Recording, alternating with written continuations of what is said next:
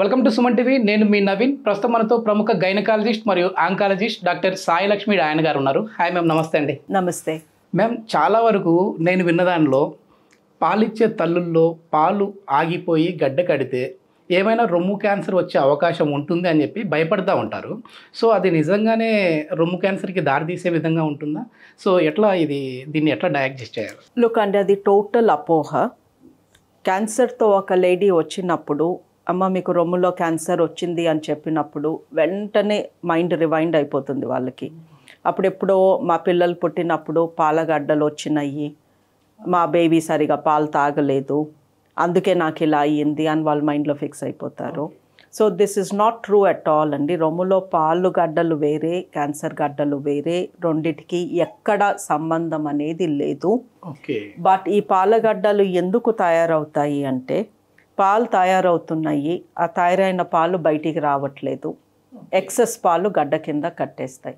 ఇప్పుడు మనం గిన్నెలో పాలు పెడితే అది అలా 12 hours బయట ఉంచేస్తే పాడైపోయి చెడిపోయి గడ్డలాగా మారుతుంది. So that is the same thing. So పాలు ఎక్కువ తయారయ్యి బేబీకి అవసరం కన్నా ఎక్కువ పాలు తయారైనా, లేదా బేబీ సరిగా పాలు తాగట్లేదు అన్నా ఈ పాలగడ్డలు తయారవుతాయి. రొమ్ములో పాలు నిలిచిపోయేసరికి అవి పాడైపోయి చెడిపోయి ఆ పాలల్లో బ్యాక్టీరియా ఎంటర్ అవుతుంది. బ్రెస్ట్ ఫీడింగ్ మదర్స్ నిప్పుల పైన ఎప్పుడూ బ్యాక్టీరియా ఉంటుంది, బికాజ్ బేబీ నోరు పోతుంది కదా, నోట్లో నిండా బ్యాక్టీరియా ఉంటుంది. సో ఇన్ఫెక్షన్ వచ్చి అక్కడ గడ్డలాగా కడుతుంది. సో బ్రెస్ట్ ఫీడింగ్ మదర్స్ ఈ పాలగడ్డలు ఉంటే వాళ్ళకి బ్రెస్ట్లో ఇన్ఫెక్షన్ వచ్చే ఛాన్స్ ఎక్కువ ఉంటుంది. పోనీ ఇన్ఫెక్షన్ వచ్చింది కదా, పాలు నిలిచిపోయి ఇన్ఫెక్షన్ మూలంగా క్యాన్సర్ దారి తీసింది అంటే అలా జరగదు. లక్షణాలు ఎట్లా ఉంటాయి మ్యామ్? ఒకవేళ ఈ బ్రెస్ట్ క్యాన్సర్ ఉన్న వాళ్ళకి ఎట్లాంటి లక్షణాలు ఉంటాయి? బాడీలో వచ్చే చేంజెస్ ఏంటి? సెల్ఫ్ ఎగ్జామినేషన్ ఎట్లా ఉంటుందండి వాళ్ళకి? లుక్ అంటే బ్రెస్ట్ క్యాన్సర్తో మెయిన్గా చూసేది బ్రెస్ట్లో గడ్డ. అండ్ ఈ గడ్డ కదలకుండా ఒక్క చోటే వేలుకి తాకుతుంది. అది వాళ్ళు ప్రెస్ చేసుకొని చెక్ చేసుకుంటే సో ఏదో గట్టిగా తగులుతుంది అన్నట్టు ఉంటుంది తప్ప అందులో నొప్పి కానీ వేరే ఏ సిమ్టమ్ ఉండదు. సో రొమ్ములో ఏదో గట్టిగా తగులుతుంది, అది అటు ఇటు కదలట్లేదు, లేదా పీరియడ్ ముందు తగిలి పీరియడ్ వచ్చాక అది మాయమైపోయింది, అలా ఉండదు. ప్రతిరోజు ఎప్పుడు తాకినా అక్కడ ఏదో గట్టిగా తగులుతున్నట్టు ఉంటుంది, అది నెమ్మదిగా పెరుగుతుంటుంది. ఫస్ట్లో అస్సలు నొప్పి ఉండదు, అది ప్రధాన లక్షణం. నొప్పి ఉండదు కాబట్టి పీపుల్ ఆర్ రిలాక్స్డ్, ఆహా ఇందులో నొప్పి లేదు ఇదేం కాదు అనుకుంటారు. నొప్పి లేని గడ్డలు యూజువలీ క్యాన్సర్ గడ్డలు. ఎక్కడో కొంతమందికి నిప్పుల్లో నుంచి రక్తం చుక్కలు వస్తాయి క్యాన్సర్ ఉంటే, బట్ అది వెరీ రేర్. నిప్పుల్లో నుంచి రక్తం వచ్చే వరకు నాకు క్యాన్సర్ లేదు అనుకుంటే చాలా లేట్ అయిపోతుంది. ఓకే. అండ్ ఒక్కొక్కసారి రొమ్ము పైన చర్మము స్మూత్గా మామూలుగా ఉండకుండా కమలకాయ తోల్లాగా థిక్గా చుక్కలు చుక్కల్లాగా అయిపోతుంది, అది కూడా క్యాన్సర్ లక్షణము. మామూలుగా ఉన్న నిప్పుల్ లోపలికి వెళ్ళిపోతుంది అనుకోండి, అది క్యాన్సర్ లక్షణము. అండ్ ఈ సెల్ఫ్ బ్రెస్ట్ ఎగ్జామినేషన్ ఎలా చేసుకోవాలి అని యూట్యూబ్లో మనకి ఎన్నో వీడియోస్ ఉన్నాయి. నుల్చుని చేసుకోవచ్చు, స్నానం చేస్తున్నప్పుడు పడుకుని చేసుకోవచ్చు. సో ఆ యూట్యూబ్ వీడియోస్ చూసి ప్రతి స్త్రీ తన పీరియడ్ అయిపోయిన లాస్ట్ డే ఈ సెల్ఫ్ ఎగ్జామినేషన్ ప్రతి నెల ఒకసారి చేసుకుంటే క్యాన్సర్ ఉంటే అది ముందే తను కనుక్కోగలుగుతుంది. ఓకే. టెస్ట్ ఎట్లాంటి టెస్ట్ ఉందండి వీటికి? టెస్ట్ ఉందండి, మ్యామోగ్రామ్ అనే టెస్ట్ ఉంది. మ్యామోగ్రామ్ అనే టెస్ట్లో రొమ్ముకి ఎక్స్రే తీస్తాము, ఎదురుగా ఎక్స్రే తీస్తాము, పక్క నుంచి తీస్తాము, దెన్ రొమ్ము పైన స్కాన్ చేస్తాము, పొట్ట స్కాన్ చేసినట్టు. ఈ 2 రిపోర్ట్స్ కలిపి మ్యామోగ్రామ్ రిపోర్ట్ వస్తుంది. బట్ ప్రాబ్లం ఏంటంటే ఈ మ్యామోగ్రామ్లో క్యాన్సర్ని ముందే పట్టుకోవచ్చు, చాలా చిన్నగా ఉన్నప్పుడే పట్టుకోవచ్చు.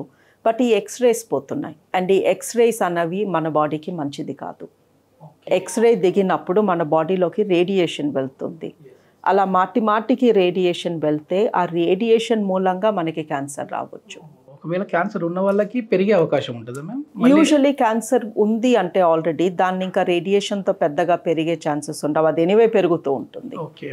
బట్ క్యాన్సర్ లేని వాళ్ళకి రేడియేషన్ పెడితే వాళ్ళకి క్యాన్సర్ వచ్చే ఛాన్స్ ఉంది రేడియేషన్ మూలంగా.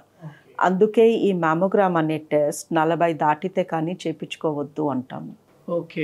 అన్లెస్ మీ అమ్మకి కానీ అక్కకి కానీ ఆల్రెడీ బ్రెస్ట్ క్యాన్సర్ ఉంది అండ్ దేర్ఫోర్ మీ రిస్క్ ఎక్కువ, సో వీళ్ళు 40 వరకు మనం ఏం చేయకపోతే ఈ లోపు క్యాన్సర్ వచ్చేస్తుందేమో అన్న భయం ఉంటే తప్ప మామూలుగా ఫ్యామిలీ హిస్టరీ లేని లేడీస్ని 40 ఇయర్స్ దాటాక మ్యామోగ్రామ్ చేసుకోమంటాం. ఓకే, ఇది జెనెటికల్గా వచ్చేదా మ్యామ్, లేదంటే మామూలుగా మనం తీసుకునే ఫుడ్ హ్యాబిట్స్ వల్ల కావచ్చు, లేదంటే మన లైఫ్ స్టైల్ని బట్టి కావచ్చు వచ్చే విధంగా ఉంటుందా? లుక్ అండి, 90% బ్రెస్ట్ క్యాన్సర్ ఎందుకు వస్తుందో తెలీదు. ఓకే ఓకే, అందులో కొంతమందికి ఒబిసిటీ ఉంటుంది, లావుగా ఉంటారు. కొంతమంది పిల్లలకి పాలిచ్చి ఉండరు, కొంతమందికి పిల్లలు పుట్టకపోయి ఉండొచ్చు. సో పిల్లలు పుట్టని వాళ్ళకి, ప్రెగ్నెన్సీస్ రాని వాళ్ళకి, బ్రెస్ట్ ఫీడింగ్ చెయ్యని వాళ్ళకి బ్రెస్ట్ క్యాన్సర్ కొంచెం ఎక్కువ చూస్తాము. ఓకే, లావుగా ఉన్న వాళ్ళలో బ్రెస్ట్ క్యాన్సర్ ఎక్కువగా చూస్తాము.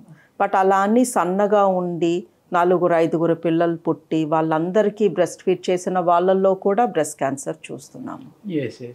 బట్ 10% మట్టుకు బ్రెస్ట్ క్యాన్సర్ కేసెస్ 10%లో వాళ్ళ ఇంట్లో ఖచ్చితంగా ఎవరికో రొమ్ము క్యాన్సర్ లేదా అండాశయ ఓవరీ క్యాన్సర్, లేదా మగవాళ్ళలో పేగు cancer, lung cancer, prostate, pancreas, వీటి లింక్ చూస్తాము.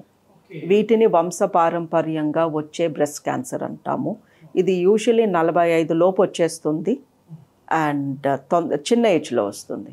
ఓకే, అంటే ఏ ఏజ్ వాళ్ళకి మెయిన్గా ఇది అటాక్ అయ్యేది రొమ్ము క్యాన్సర్ అనేది? రొమ్ము క్యాన్సర్ యూజువలీ 50 దాటాక చూస్తాము. బట్ ఎవరికైనా 45 లోపే వచ్చింది రొమ్ము క్యాన్సర్ అంటే వాళ్ళ ఇంట్లో ఇలాంటి జీన్ రన్ అవుతుంది, క్యాన్సర్ జీన్ అన్న డౌట్ మాకు స్ట్రాంగ్గా ఉంటుంది. ఓకే, ఏదైనా మనకి సర్జరీ అయినప్పుడు బయాప్సీ చేస్తుంటారు కదా ఒక పార్ట్కి, సో దాంట్లో ఏమైనా తెలుస్తుందా మ్యామ్? అంటే క్యాన్సర్ ఫ్యూచర్లో వచ్చే అవకాశం ఉందా లేదా అనేది బయాప్సీలో? లేదండి, బయాప్సీలో ఇది క్యాన్సరా కాదా, క్యాన్సర్ అయితే ఏ టైప్, బికాస్ క్యాన్సర్లో రకరకాల టైప్స్ ఉన్నాయి, అది తెలుస్తుంది తప్ప ఫ్యూచర్లో వచ్చే టైపా లేదా తెలీదు. బట్ రక్త పరీక్షలో, ఈ రక్త పరీక్ష హెరిడిటరీ క్యాన్సర్ జీన్ టెస్ట్ అనే రక్త పరీక్షలో మనకి తెలుస్తుంది వీళ్ళకి క్యాన్సర్ జస్ట్ బ్యాడ్ లక్ ఏదో రీజన్తో వచ్చిందా, వంశపారంపర్యంగా వీళ్ళకి క్యాన్సర్ వచ్చే లక్షణం ఉందా. సో అది ఒక బ్లడ్ టెస్ట్లో తెలుస్తుంది. ఈ రొమ్ము క్యాన్సర్ వచ్చిన వాళ్ళలో చాలామంది భయపడిపోతూ ఉంటారు మ్యామ్. అంటే ఒకసారి క్యాన్సర్ అటాక్ అయింది అని అంటే మళ్ళీ తిరిగి కోలుకోవడం కష్టమేమో, అసలు మనం ప్రాణాలతో ఉంటామో లేదో అని కూడా భయపడుతుంటారు. సో అట్లాంటి వాళ్ళకి ఏం చెప్తారండి మీరు? ఈ మధ్యన బ్రెస్ట్ క్యాన్సర్ వచ్చిన ఎవరూ కూడా తొందరగా చనిపోవట్లేదు, thanks to the medication. Surgery, radiation therapy, chemotherapy, immunotherapy, hormone therapy, బోల్డ్ అనే ఆప్షన్స్ ఉన్నాయి. సో క్యాన్సర్ అసలు ఏ టైప్, ఈ టైప్ క్యాన్సర్కి ఫస్ట్ ఏం చేయాలి, ఇవన్నీ కనుక్కునే ట్రీట్మెంట్ స్టార్ట్ చేస్తున్నాము.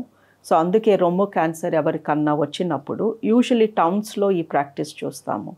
రొమ్ము క్యాన్సర్ అన్న డౌట్ రాగానే లేదా బయాప్సీలో రొమ్ము క్యాన్సర్ అని తెలవంగానే వెంటనే ఆపరేషన్కి వెళ్ళిపోతున్నారు. అది కరెక్ట్ కాదు. సో రొమ్ము క్యాన్సర్లో 2 మేజర్ రకాలు ఉంటాయి, type A and type B. ఒక రకం క్యాన్సర్కి క్యాన్సర్ ఎంత పెద్దగా ఉన్నా ఆపరేషన్ ఫస్ట్ చేస్తే సూట్ అవుతుంది. ఇంకొంతమందికి క్యాన్సర్ 1 సెంటీమీటర్ ఉన్న, అంత చిన్నగా ఉన్నా కూడా ఫస్ట్ వాళ్ళకి కీమోథెరపీ ఇస్తే వాళ్ళు బెటర్గా నయం అవుతారు. సో ఫస్ట్లో బయాప్సీ చేయించుకుని ఆ బయాప్సీలో IHC అనే టెస్ట్ ద్వారా ఇది ఏ టైప్ క్యాన్సర్ అని కనుక్కుని ట్రీట్మెంట్ స్టార్ట్ చేస్తే some of them are living for years and years అండ్ మళ్ళీ పనికి వెళ్తున్నారు, నార్మల్ లైఫ్ లీడ్ చేస్తున్నారు. కొంతమంది లేడీస్ తర్వాత ప్రెగ్నెన్సీ కూడా వచ్చింది, నార్మల్ బేబీస్కి డెలివరీ ఇచ్చారు. సో ప్రోగ్నోసిస్ బాగుంటుంది with the current medication. So breast cancer వస్తే నా పని అయిపోయింది, మళ్ళీ తిరగబెట్టేస్తే భయపడాల్సిన పని లేనే లేదు. ఓకే, థ్యాంక్ యూ మ్యామ్, చాలా మంచి ఇన్ఫర్మేషన్. థ్యాంక్ యూ అండి. Thank you.